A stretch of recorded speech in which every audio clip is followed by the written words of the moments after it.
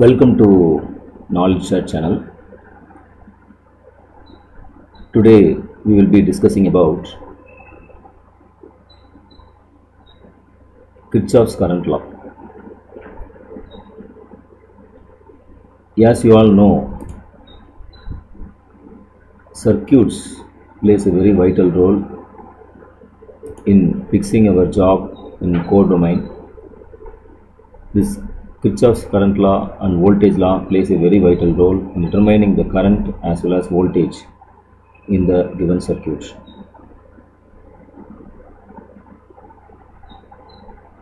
So here I have shown one diagram. So in this diagram you can see that I1 is flowing towards junction and I2 is also flowing towards junction, whereas I3 and I4 are flowing away from the junction. Is it clear? So here, as per Kirchhoff's current law,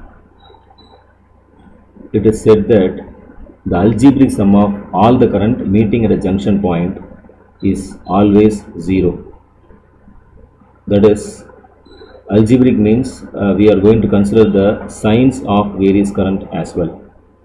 See, for example, at the junction point, for example, if I am considering I1 as 2 amps, I2 as 4 amps, I3 as 1 amps, then in order to find I4, then what I have to do is I have to calculate the total current. So the total current will be equal to 2 plus 4, that is I1 is 2 amps and I2 is 4 amps. So 2 plus 4, it is 6 amps. While the total current leaving, it is 1 plus I4, because I3 is 1 amps and I4 is unknown.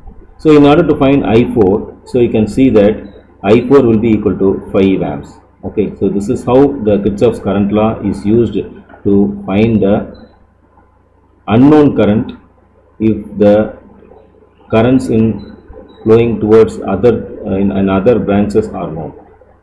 So this is called Kirchhoff's current law. So as per Kirchhoff's current law, the total current flowing towards the junction point is equal to the total current flowing away from the junction point. In another way, if we want to tell, it is nothing but the algebraic sum of current meeting at a junction point is always 0. So normally what we do is current flowing towards the junction point will be assumed as positive, while the current flowing away from the junction point will be assumed as negative. So as per our law, so from this we can understand that as per our law we can understand that I1 plus I2 minus I3 minus I4 will be equal to 0.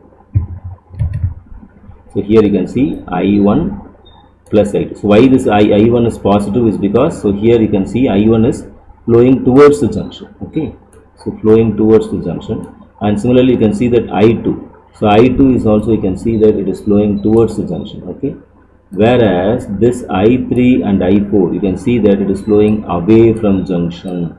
So it is flowing away from junction. So hence I have put the negative symbol. So here you can see that I have put the negative symbol because it is flowing away from the junction. So this is called as the Kirchhoff's current law. So the algebraic sum is becoming 0.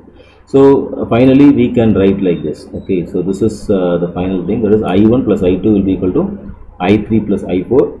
So from this we can calculate, for example, if I4 is unknown, we can calculate what is the value of I4 from this algebraic equation. For example, if I1 is given as given with 1 amps and I2 is given as 2 amps and I3 is given as 3 amps, then it will be 1 plus 2 minus 3. So the current and I4 will be equal to 0. So like this we can calculate the unknown current in the given circuit by using the Kirchhoff's current law. So thank you very much. We will see in the next video. Thank you.